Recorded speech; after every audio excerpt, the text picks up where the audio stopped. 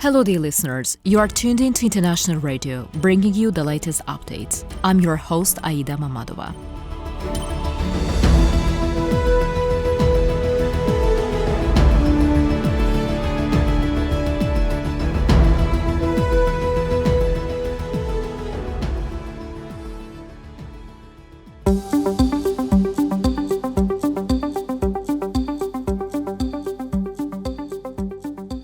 The right of return for individuals deported from Western Azerbaijan must be restored.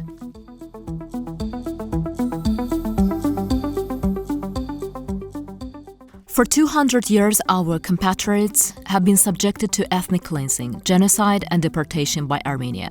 The most recent deportation of Azerbaijanis took place between 1987 and 1991. Today, December 5th, is observed as a day of remembrance for the 1987-1991 deportation of Western Azerbaijanis. During those days, nearly 300,000 Azerbaijanis from over 300 settlements in Western Azerbaijan were forcibly expelled, with more 50,000 families displaced and their homes confiscated. Over 200 Azerbaijanis were brutally killed, and more than 400 were injured. Over time, Armenians have turned many of these villages into ruins. For example, monitoring of 600 cemeteries in Western Azerbaijan revealed that only 2 remain intact, with no trace of 450 cemeteries. Additionally, around 150 cemeteries exist only as ruins, making restoration nearly impossible. Under the guise of urban development, Armenians have destroyed all historical buildings, including the Iravan fortress and the Sardar Palace. Azerbaijan has repeatedly called on Armenia to fulfill its international legal obligations and facilitate the return of Western Azerbaijanis to their homeland. The Western Azerbaijan community works tirelessly to bring these issues to the attention of the international community, organizing global events to advocate for their cause. This includes discussions on the concept of return to Western Azerbaijan in international forums. On December 5th, the community is hosting its second international conference titled The Right of Return, promoting justice for Azerbaijanis forcibly expelled from Armenia in commemoration of the 1987-1991 deportations.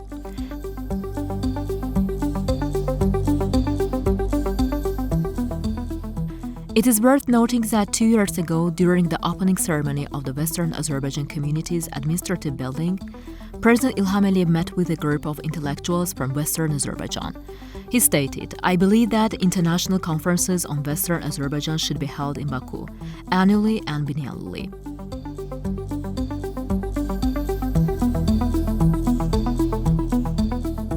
We will invite scholars, archaeologists, and historians from countries we consider friendly to organize a reputable international conference and present this issue. Many steps must be taken to ensure that this topic remains on the agenda and is included in the international agenda. Such international events have become a priority in the policies of our head of state. It is now an established fact that under the leadership of our victorious Commander-in-Chief Ilham Aliyev, the return of internally displaced persons to territories liberated during the 44-day patriotic war and subsequent local anti-terror operations has been ensured. These significant achievements have strengthened the hope of Western Azerbaijanis, affirming their right to return to their ancestral lands.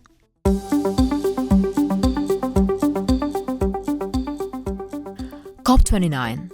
Another achievement for the Turkic world. On December 4th, President Ilham Aliyev received Mevlut Çavuşoğlu, Turkey's former Minister of Foreign Affairs, current member of the Turkish Grand National Assembly, and head of the Turkish delegation to NATO Parliamentary Assembly, who was visiting Azerbaijan. During the meeting, President Aliyev touched on Azerbaijan's successful hosting of the COP29 conference.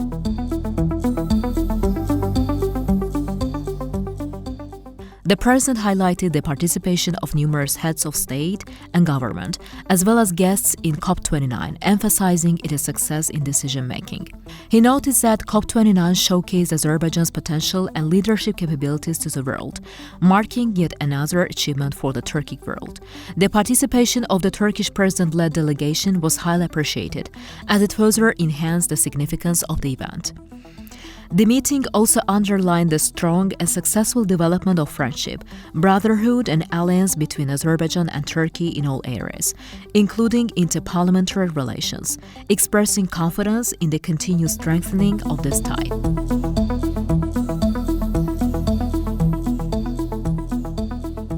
As a part of COP29, President Ilham Aliyev held bilateral meetings with leaders of Turkic states and signed agreements aimed at strengthening the unity and solidarity of the Turkic world. One of the key agreements was a strategic partnership agreement on the development and transmission of green energy signed by presidents of Azerbaijan, Kazakhstan, and Uzbekistan.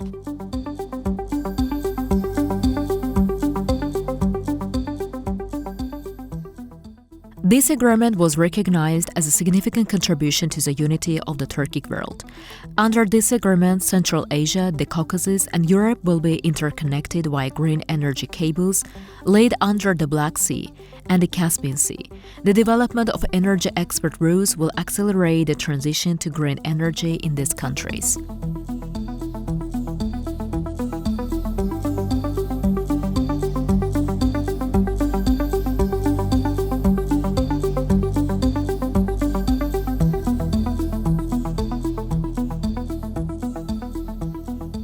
On December 4th, President Emomali Rahman of Tajikistan called President Ilham Aliyev to congratulate him on the successful organization of COP29. During the phone conversation, President Rahman emphasized the importance of COP29's outcomes in advancing the global climate agenda. President Aliyev expressed gratitude for the congratulations and appreciated President Rahman's participation in the COP29 Leaders Summit and the active contributions of the Tajikistan delegation to the discussions. Overall, Azerbaijan remains committed to fostering its relations with Turkic states at the highest level and bringing the Turkic family closer together, continuing its successful efforts in this direction. The new era of liberated Jabrayil. Jabrayil, liberated from occupation, has become one of the most significant sites in the process of return. Occupied in 1993, this region endured years of destruction, with almost all its infrastructure entirely wiped out. However, life is returning to Jabrayil.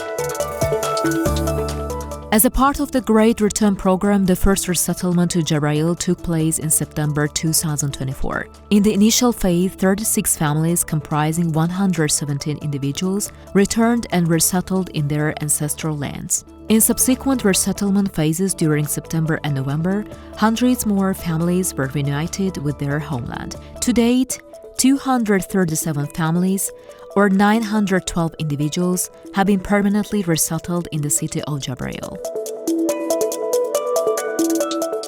Reconstruction efforts in Jabrayil are progressing rapidly. The new cities and villages being built here are designed to meet modern standards.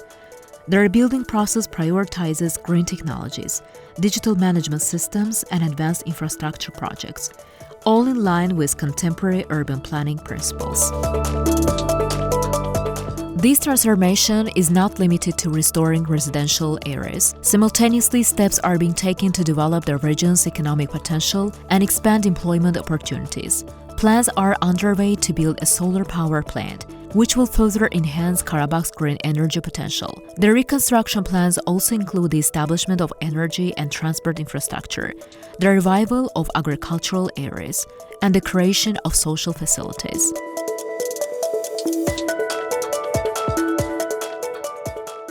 One of the most significant projects being implemented in the liberated territories is the creation of the Araz Valley Economic Zone.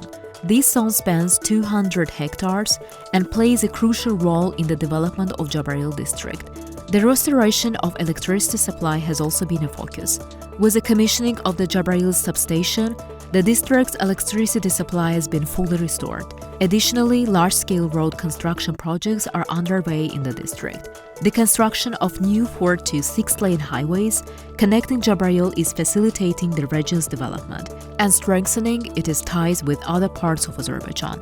These roads connect with the Zengezur corridor, further reinforcing Jabrayil's strategic position.